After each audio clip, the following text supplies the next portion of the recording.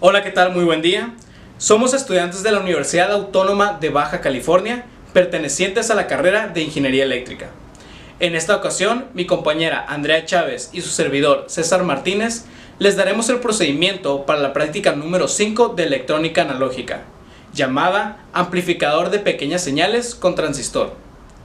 En ella vamos a utilizar un circuito con transistor bipolar en la configuración de emisor común. Con ello lograremos ver las características de esta configuración. La práctica se realizará en el siguiente orden. Primero, formaremos la configuración necesaria para poder analizar las señales a través del osciloscopio y en apoyo del equipo necesario.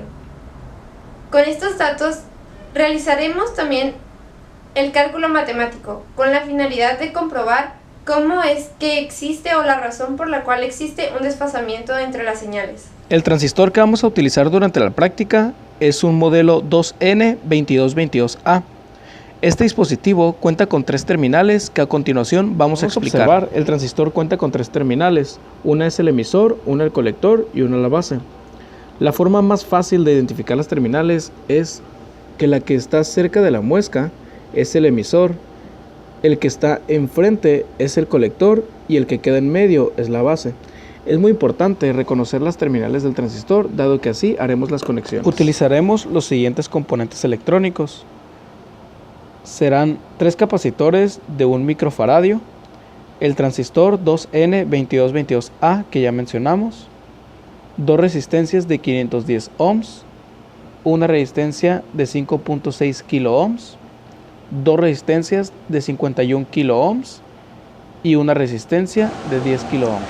Para demostrar que nuestro transistor está en óptimas condiciones, vamos a hacer unas pequeñas pruebas usando el multímetro digital. Debe haber continuidad entre las terminales base colector y base emisor. Debe haber un voltaje de aproximadamente 0.7 volts. Entre las terminales de colector emisor debe haber un open loop como se muestra en la pantalla.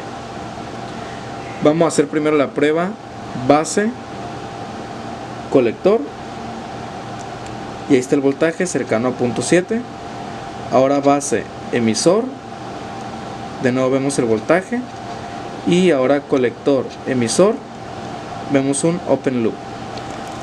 Para poder realizar esta práctica es necesario que utilicemos el siguiente equipo. Un multímetro digital marca Tektronix modelo CDM250, el cual puede funcionar tanto en corriente alterna como en directa. Con él podemos medir voltaje, amperaje y resistencia, así como realizar una prueba de diodo. Con este dispositivo también podemos medir a distintas escalas. Y es necesario que esté conectado a su vez con un par de puntas boom. Un generador de funciones marca BK Precision modelo 4011A, el cual tiene la capacidad de generarnos funciones senoidales, cuadradas y triangulares. En este dispositivo es posible regular tanto el voltaje como la frecuencia y la escala en la cual se busca utilizar la frecuencia. Para ello es necesario también conectar un cable micropruebas en la primera entrada output. Una fuente regulada de corriente directa, marca Sorensen, modelo XPD3316, la cual puede funcionar bajo 2 modalidades, regulando voltaje o regulando la corriente, con una capacidad máxima de 33 volts y 16 amperes. Un osciloscopio marca Tektronix, modelo TBS1022, con el cual podremos conocer algunos de los parámetros que necesitaremos para analizar nuestras señales. Este dispositivo se utiliza de la siguiente manera. Para poder analizar nuestras señales es necesario que nos conectemos a los 2 canales disponibles. Aquí podemos variar la posición vertical y aquí podemos variar la posición horizontal. Es necesario que entremos al menú de medidas para poder conocer aquellos parámetros de nuestro interés. Es posible modificarlos y cambiarlos de fuente y el tipo de parámetro que estamos buscando.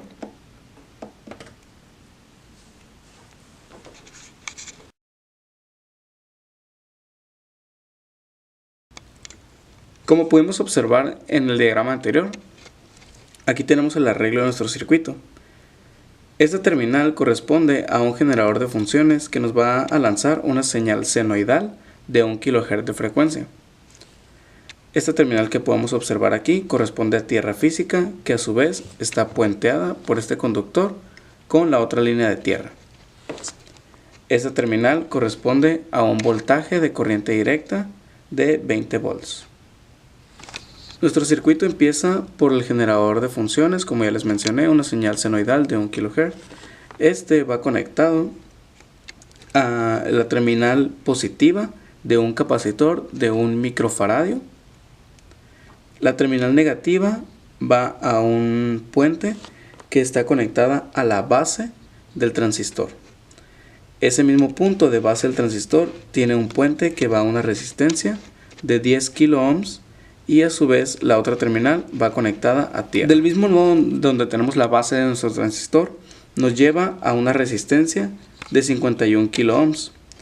La otra terminal de resistencia va conectada a otra resistencia de 5.6 kiloohms y la terminal de abajo va conectada al colector del transistor.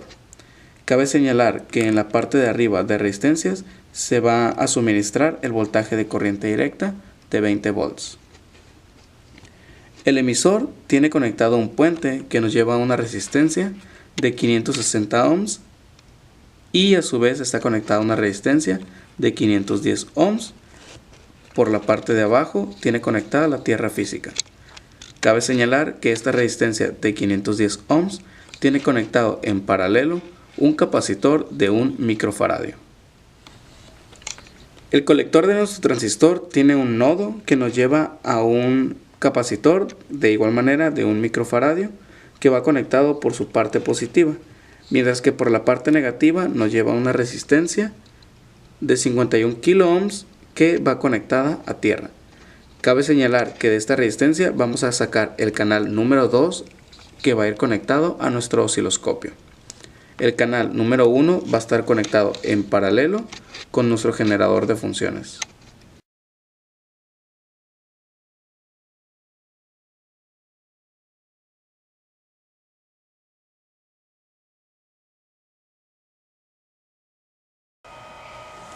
A continuación, vamos a medir los parámetros necesarios para realizar el análisis de nuestro circuito. Primero, tenemos que corroborar que la configuración conectada es correcta. Y esto es posible observando que en nuestro osciloscopio se encuentran las dos señales de entrada y de salida de nuestra configuración. Vamos a comenzar midiendo las corrientes. Para medir las corrientes es necesario utilizar el multímetro digital demostrado en un inicio y es necesario, para poder efectuar esto, abrir el circuito entre las terminales donde pasa la corriente de nuestro interés. Para medir la corriente en el colector es necesario que abramos el circuito.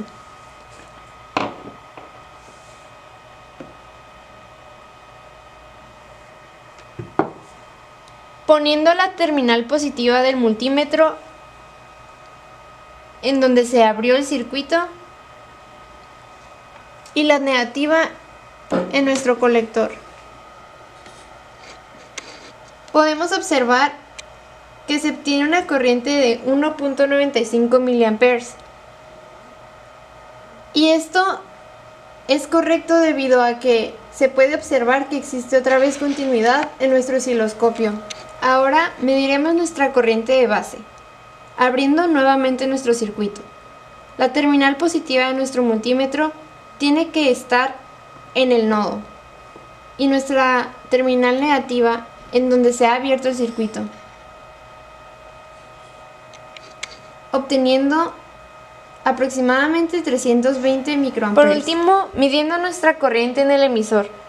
Nuevamente, abrimos el circuito y colocamos la punta positiva del multímetro en donde se ha abierto y la punta negativa en donde comienza la resistencia,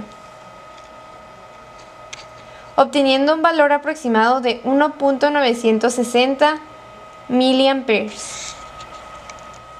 Para medir el voltaje de colector a emisor, la terminal positiva de nuestro multímetro tiene que ser colocada en el colector y la negativa en el emisor. Obtenemos un valor de 7.05 volts. Para medir el voltaje de base emisor, colocamos la punta positiva de nuestro multímetro en la base y la negativa en el emisor, obteniendo 624 milivolts respetando la escala elegida para el multímetro. Midiendo nuestro voltaje de base a colector, tenemos que colocar la terminal positiva de nuestro multímetro en la base y la negativa en el colector, donde mide menos 6.39 volts. Ahora medimos el voltaje en el generador, poniendo nuestra punta de multímetro positiva en la entrada positiva y la negativa en tierra, obteniendo 6.7 milivolts. Como se mencionó previamente en el video, por medio del osciloscopio podremos analizar las señales de nuestro circuito. En color amarillo, la onda representa la señal de entrada de nuestro circuito, la que está conectada al generador de funciones, y la segunda señal en color azul, conectada a nuestro canal número 2, representa la señal de salida obtenida en nuestro circuito, la cual, puede observarse, se encuentra amplificada. ¿Cómo podemos saber esto?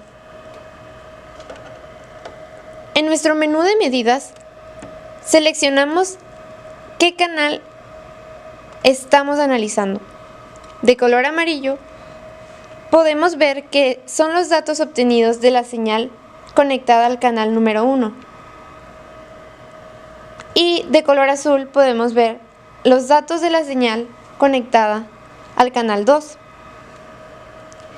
Es posible modificar qué tipo de dato queremos conocer y de la fuente a la que estamos analizando. Como se puede observar en pantalla, estamos analizando la fuente conectada al canal número 1 y el tipo de valor que estamos buscando es el valor de voltaje pico pico, dándonos una medida de 2.04 volts.